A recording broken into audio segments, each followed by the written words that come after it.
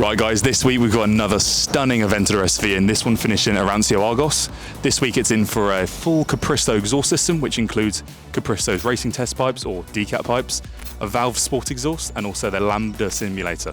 What that does is cancel the warning lights so you can drive around the car, no issues on the dash, no check engine warning light, nothing like that at all.